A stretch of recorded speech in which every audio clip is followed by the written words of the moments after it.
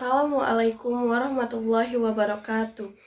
Tabik pun, saya Anissa Veronica dengan NPM 21510400174, kelas D Prodi Manajemen Bisnis Syariah, Fakultas Ekonomi dan Bisnis Islam, Universitas Islam Negeri Raden Intan Lampung.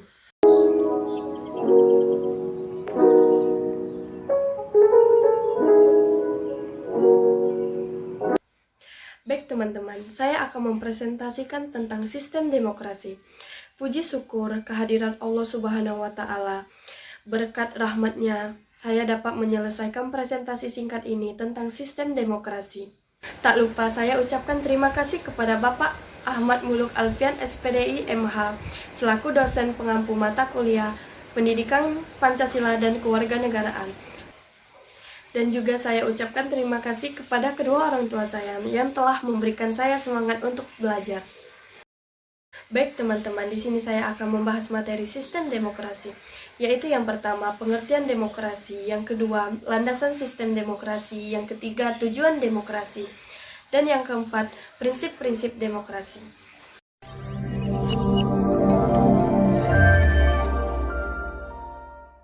Pengertian demokrasi. Demokrasi berasal dari bahasa Yunani yaitu demos dan kratos.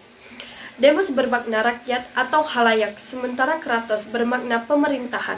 Demokrasi sebagai sistem pemerintahan yang mengizinkan dan memberikan hak kebebasan kepada warga negaranya untuk berpendapat, serta turut serta dalam pengambilan keputusan pemerintahan. Berikut salah satu pengertian demokrasi menurut para ahli. C.F. Strong, demokrasi adalah sistem pemerintahan di mana mayoritas rakyat berusia dewasa turut serta dalam politik atas dasar sistem perwakilan yang kemudian menjamin pemerintahan mempertanggungjawabkan setiap tindakan dan keputusannya. Landasan sistem demokrasi. Adapun landasan-landasan demokrasi Pancasila yaitu 1. Pembukaan Undang-Undang 1945. A. Alinea pertama yang berbunyi kemerdekaan itu ialah hak segala bangsa. B. Alinea kedua yang berbunyi mengantarkan rakyat Indonesia ke depan pintu gerbang kemerdekaan Indonesia yang merdeka, bersatu, berdaulat, adil dan makmur. C.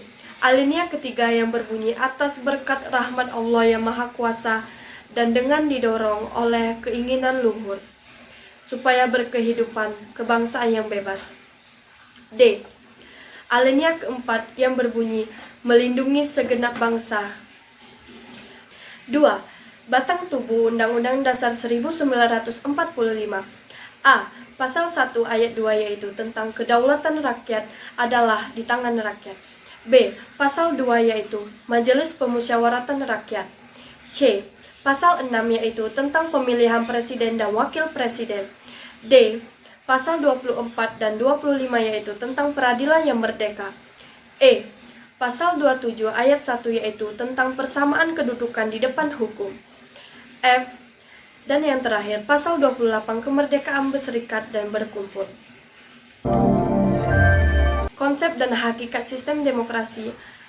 Demokrasi adalah sistem pemerintahan yang diselenggarakan dari rakyat oleh rakyat dan untuk rakyat. Demokrasi adalah sistem sosial dan politik pemerintahan diri dengan kekuasaan-kekuasaan pemerintahan yang dibatasi hukum dan kebiasaan untuk melindungi hak-hak perorangan warga negara.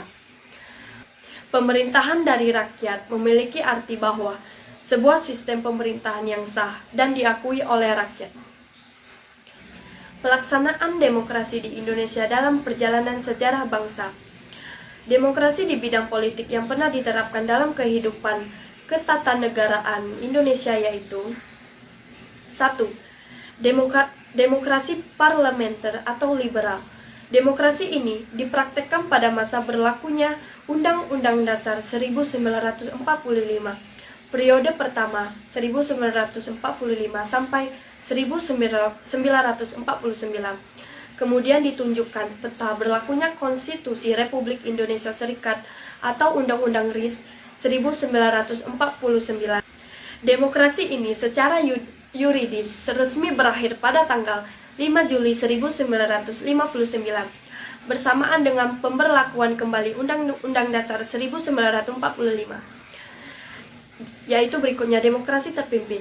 Lahirnya demokrasi terpimpin karena ada kesadaran dan keyakinan terhadap keburukan yang diakibatkan oleh praktik demokrasi parlementer atau liberal, yang melahirkan terpecahnya masyarakat, baik dalam kehidupan politik maupun dalam tatanan kehidupan ekonomi.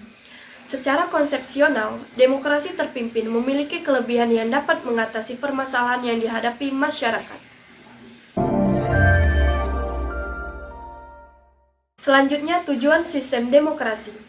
Secara umum, tujuan demokrasi adalah menciptakan kehidupan masyarakat sejahtera, adil, makmur, dengan konsep mengedepankan keadilan, kejujuran, dan keterbukaan. Pada konsepnya, tujuan demokrasi dalam kehidupan bernegara juga meliputi kebebasan berpendapat dan kedaulatan rakyat. Untuk lebih jelasnya, berikut beberapa tujuan demokrasi secara umum. 1. Kebebasan berpendapat. 2. Mendorong masyarakat aktif dalam pemerintahan. 3. Membatasi kekuasaan pemerintahan. 4. Mencegah perselisihan. Dan 5. Menciptakan keamanan dan ketertiban.